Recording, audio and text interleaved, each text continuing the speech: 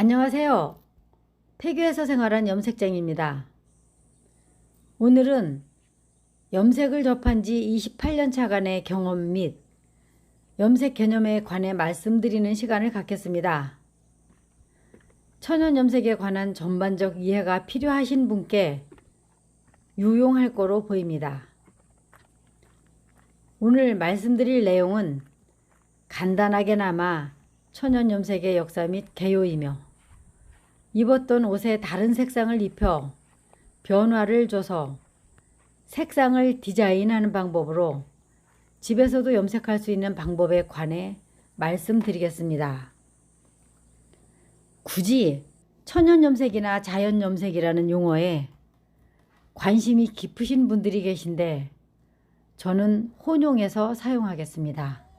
이거 선생님 거예요. 천연 염색은 1856년 영국의 유기화학자 퍼킨이 합성 염료를 발견하고 대량 생산 체계에 지대한 영향을 미치기 전까지 일상적이었던 것입니다. 자연 염색이 시작된 시기는 정확히 알 수 없지만 현재 세계적으로 가장 오래된 것은 신석기 유적에서 발견된 청색 직물이고 약 3000년 전에 이집트나 아라비아의 무역품에도 염색물이 있던 걸로 전해집니다. 우리나라의 고분에서도 천년이나 지나 빛바랜 분홍색 홍화염색 의류가 출토된 것을 기사로 나온 걸 본 기억이 있는데 그 긴 시간 동안 색상이 남아있다는데 대단히 경이롭게 느껴집니다.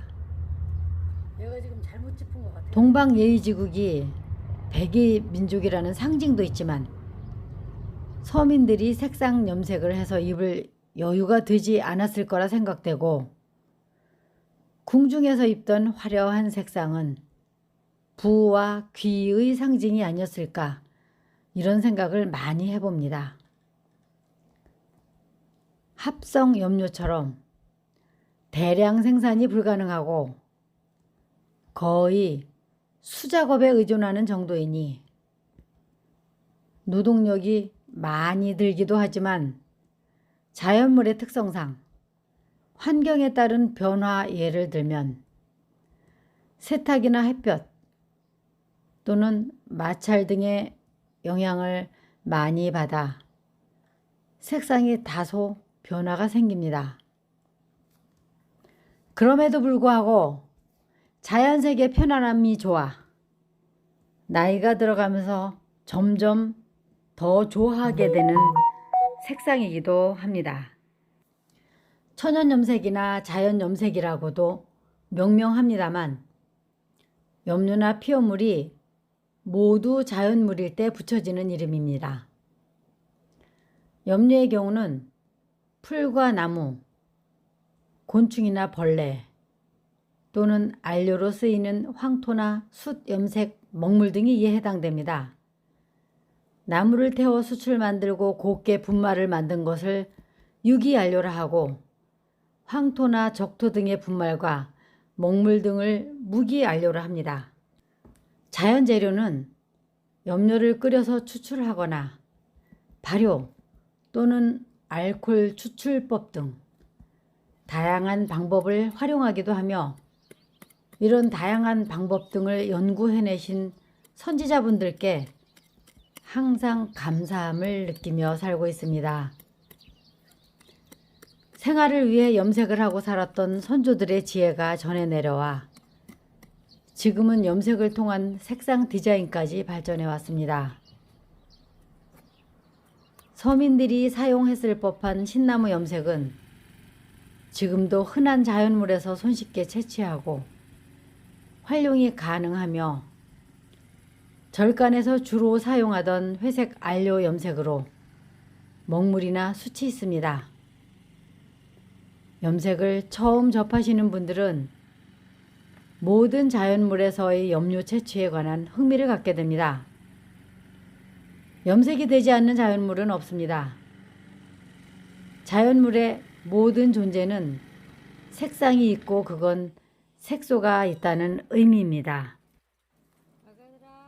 하지만 염색을 하다 보면 재료가 너무 비싸거나 가격에 비해 결례도가 떨어지거나 아니면 색상이 마음에 들지 않기 때문에 선별을 하게 됩니다.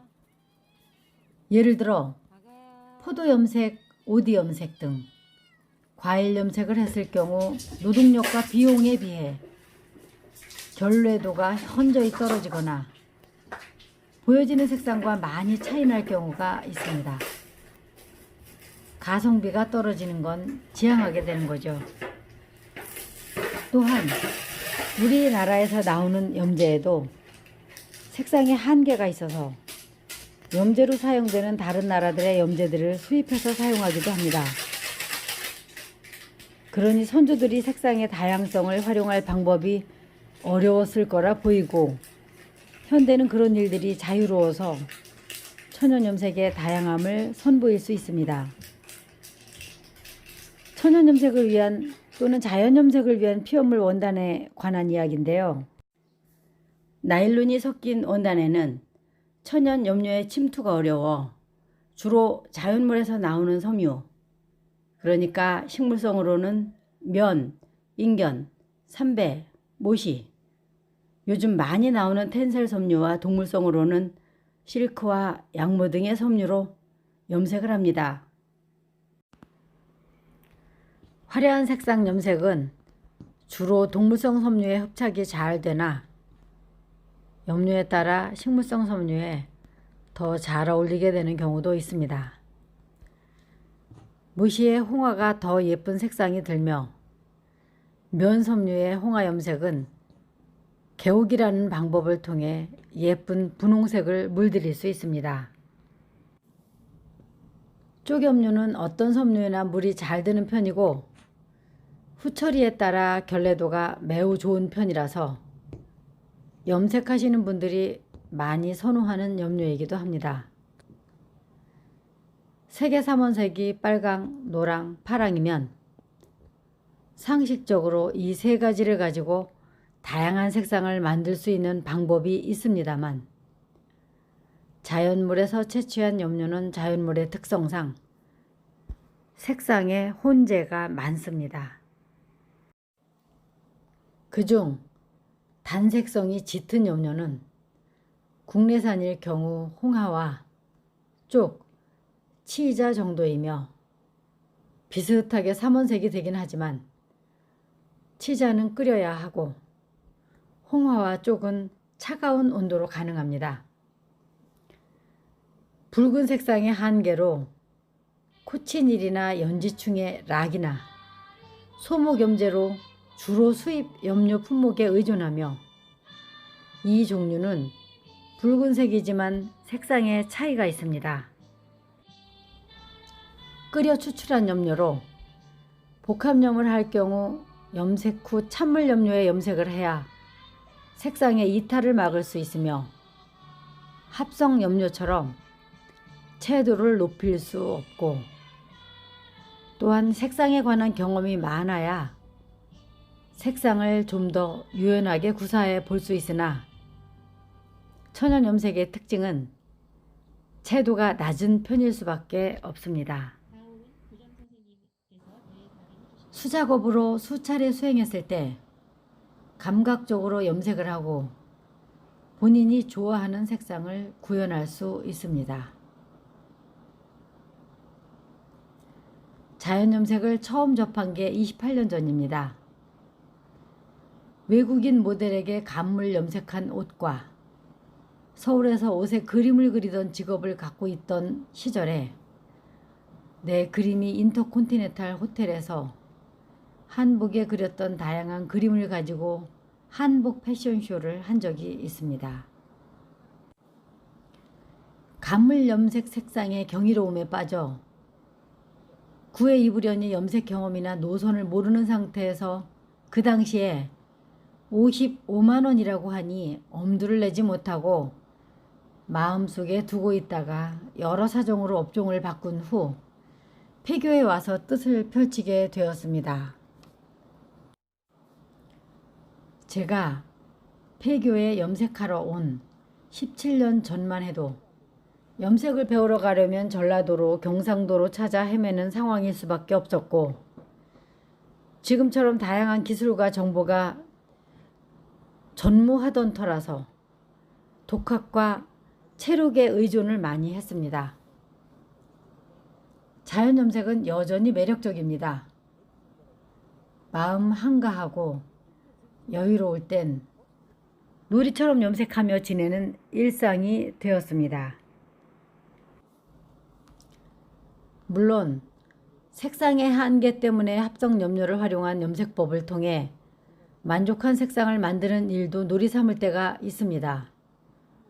합성 염료 염색은 비교적 염색법이 간단한 편이고, 색상을 디자인하기에는 좀 더 다양성을 구사할 수 있어 가끔씩 원하는 색상으로 입던 옷을 색상 리폼하기도 합니다. 면 소재나 실크 옷처럼 자연 소재라면 색상 변환 리폼을 통해 다른 옷으로 지루함을 달랠 수 있습니다. 물론 천연 염색은 쪽 염료로 가장 유리하며 백색이 아니어도 기존의 다른 색상으로 재미있는 변화를 만들 수 있으며, 합성 염료는 어떤 색상도 가능합니다. 다만 바탕색이 백색이 아닐 경우에는 좀 더 다이나믹한 변화를 맛볼 수 있지 않을까요? 여러분들도 면 소재나 실크 소재 등 자연 섬유에 입던 옷이 오래 입어 지루하거나 색상이 마음에 들지 않을 때 색상 리폼하시면 어떨까요? 지난 회차에 치자, 소목, 쪽 염색을 알려드렸으니 그 정도면 원하는 색 나온 거야. 참고하시면 됩니다. 기존의 바탕색이 있는 경우에 쪽 염색을 하게 된다면 모르시는 분들을 위해 말씀드리겠습니다. 쪽 염료 결례도가 가장 좋으니 주로 쪽염을 활용합니다. 기존 색이 빨강에 쪽염색을 하면 보라색으로 바뀝니다. 기존 색이 노랑일 경우 쪽염색을 하면 녹색이 됩니다. 백색일 경우 염료의 농도에 따라 옅은 하늘색에서 짙은 남색까지 만들 수 있습니다. 기존 색상에 따라 쪽염을 할 때 새로운 색상이 됩니다. 입던 백색 면바지에 쪽염을 하면 청바지로 입을 수 있습니다. 오늘은 염색에 관한 이해를 돕고 활용성을 알려드리고자 이런 시간을 마련해 봤습니다. 다음번에는 간물 염색 현장을 보여드리고 햇볕에 의한 색상 변화 등을 알려드리겠습니다.